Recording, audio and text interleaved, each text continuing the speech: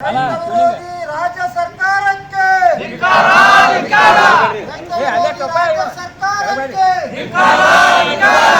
ಕಬ್ಬಿನ ಬಿಲ್ ಶೀಘ್ರ ಪಾವತಿಸಬೇಕು, ರೈತ ಹೋರಾಟಗಾರರ ಮೇಲಿನ ಕೇಸ್ ವಾಪಸ್ ಪಡೆಯಬೇಕೆಂದು ಆಗ್ರಹಿಸಿ ಮುಧೋಳದಲ್ಲಿ ರೈತರು ಪ್ರತಿಭಟನೆ ನಡೆಸಿದರು.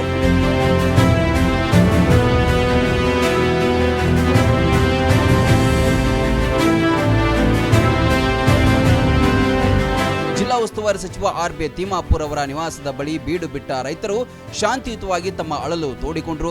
ಸಚಿವರು ನಮ್ಮ ಕಷ್ಟಕ್ಕೆ ಸ್ಪಂದಿಸಬೇಕೆಂದು ಆಗ್ರಹಿಸಿದರು.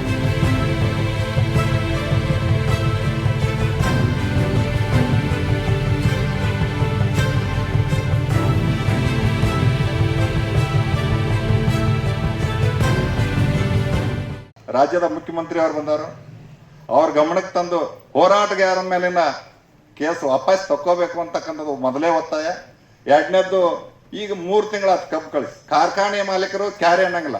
ಈಗ 3 ತಿಂಗಳಗಟ್ಟಲೆ ಕಬ್ಬು ಕಳಿಸಿ ನಾವು ಅಲ್ಲಿ ರೊಕ್ಕ ಬಿಟ್ಟು ಕೂತಾರೆ, ರೈತರ ಕುಟುಂಬಗಳು ನಡೆಸೋದು ಹೆಂಗ ಅಂತಕ್ಕಂಥದ್ದು ಕಷ್ಟಕರ.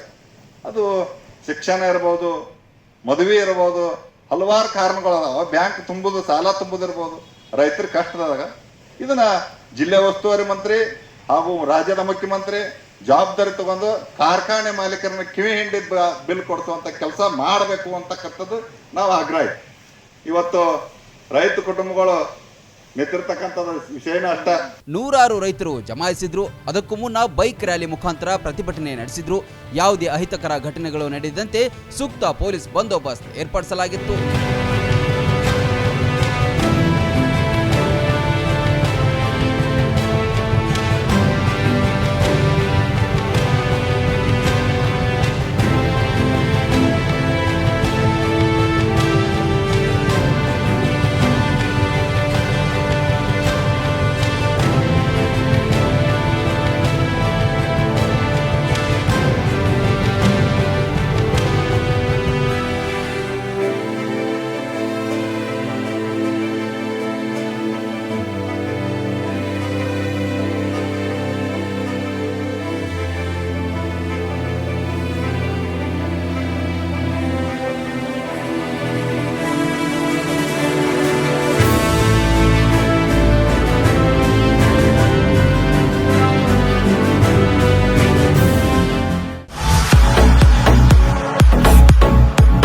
ಕರ್ನಾಟಕ ಮತ್ತು ಮಹಾರಾಷ್ಟ್ರದಲ್ಲಿಯೇ ಅತಿ ದೊಡ್ಡ ಹೋಲ್ಸೇಲ್ ವ್ಯಾಪಾರ ಮಳಿಗೆ ಹಜಾರೆ ಬಜಾರ್ ಗ್ರಾಹಕರ ನೆಚ್ಚಿನ ತಾಣವಾಗಿದೆ.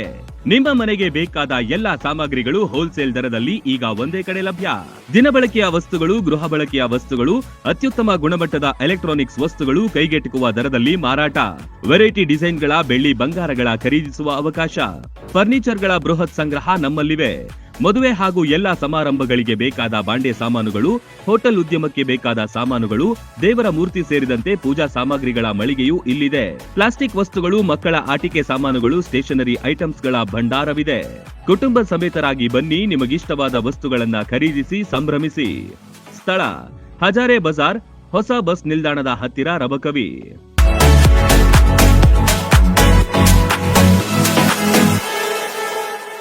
ರನ್ ಟಿವಿ ನ್ಯೂಸ್ ವಿಡಿಯೋಸ್ ನೋಡಲು ಸಬ್ಸ್ಕ್ರೈಬ್ ಮಾಡಿ, ಬೆಲ್ ಐಕಾನ್ ಪ್ರೆಸ್ ಮಾಡಿ.